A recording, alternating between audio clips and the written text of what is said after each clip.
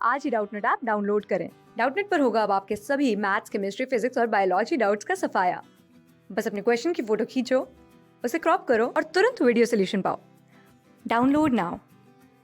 Hello students, question है a white A on heating decomposes to produce two products B and C.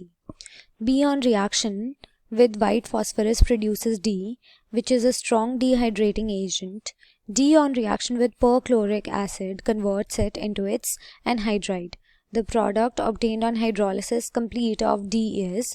तो question में हमें ये बोला गया है कि एक वाइट ए है, जब हम उसको हीट करते हैं तो वो दो प्रोडक्ट्स प्रोड्यूस करता है डिकम्पोज करके बी एंड सी। ठीक है, जब हम बी की रिएक्शन करते हैं वाइट फॉस्फोरस के साथ तो वो प्रोड्यूस करता है डी, जो कि एक स्ट्रॉन्ग डिहाइड्रेटिंग एजेंट है। ठीक है, डी का जब हम रिएक्शन करेंगे परक्लोरिक एसिड के साथ तो वो उसके एनहाइड्राइड में कन्वर्ट कर देगा। राइट,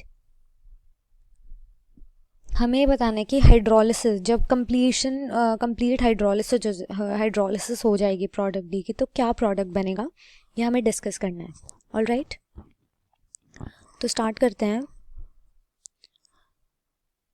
कहाँ से स्टार्ट करना है हमें? एक वाइट कंपाउंड है ए वाइट कंपाउंड है, जब हम डिकम्पोज करते हैं दो प्रोडक्ट प्रोड्यूस करेगा। ठीक है, बी वाइट फॉस्फोरस के रिएक्शन के साथ प्रोडक्ट डी देगा। एक दोबारा से हम रीराइट करते हैं, ए कंपाउंड है, डिकम्पोज होगा यानी कि हीट करेंगे तो दो प्रोडक्ट देगा। बी जो है वाइट पी यानी कि P4 के साथ प्रोडक्ट देगा डी, जो कि स्ट्रॉन्ग डिहाइड्रेटिंग एजेंट है। डिहाइड्रेटिंग एजेंट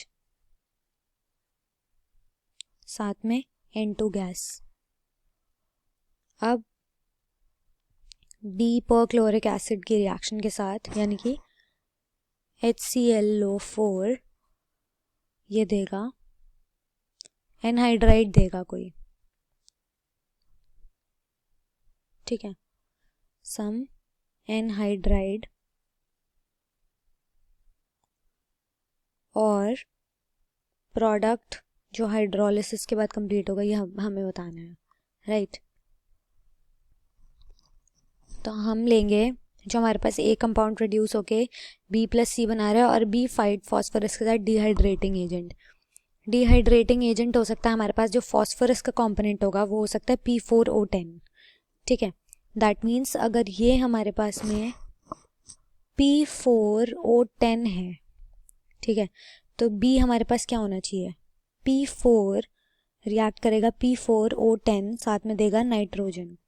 तो ये हमारे पास में कंपाउंड हो सकता है, B जो कंपाउंड होगा वो हो सकता है N2O हो सकता है। ठीक है, N2O होगा तो इसका मतलब जो हमारे पास ये हमारे पास D है। ठीक है, अब जो हमारे पास डी कॉम्पोजिशन के बाद एक प्रोडक्ट B था ये N2O। ठीक है, साथ में एक वाइट कंपाउंड है, हीट करने पे B और C दे रहा था। ठीक है, अब यहाँ पे C कुछ प्रोडक्ट है, अगर हम वाइट कंपाउंड देखें तो इसमें NH4 NO3 हो सकता है। ठीक है, जब हम इसको हीट करेंगे तो N2O देगा, साथ में वाटर मॉलिक्यूल रिलीज करेगा, यानी कि ये A है, ये B है, ये C है और ये D है। ठीक है, क्योंकि जब हम D की रिएक्शन यानी कि P4O10 की रिएक्शन पर क्लोरिक एसिड के साथ HClO4 के साथ करेंगे तो वो देगा Cl2O7 साथ में HPO3। ठीक है, और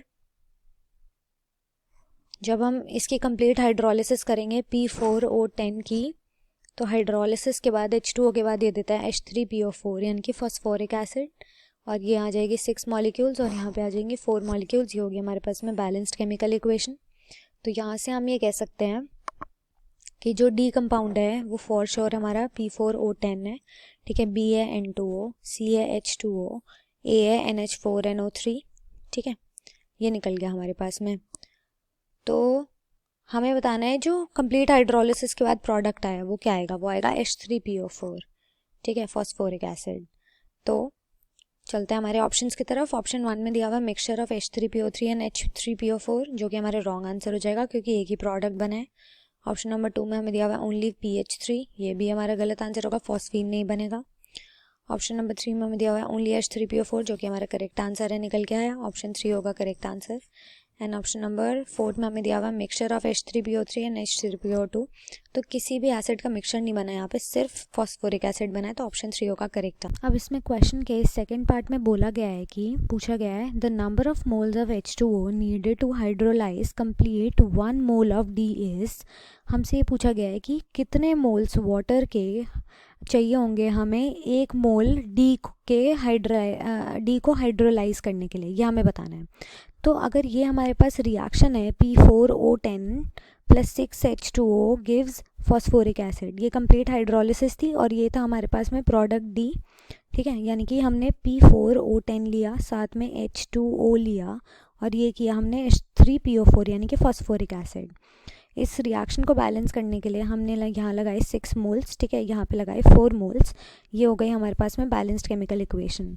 तो यहाँ पे हम कह सकते हैं कि हमें अगर 6 मोल्स ऑफ अगर हमने वाटर मॉलिक्यूल लिए तो वो 4 मोल ऑफ H3PO4 को हाइड्रोलाइज कर सकता है, ठीक है। तो यानी कि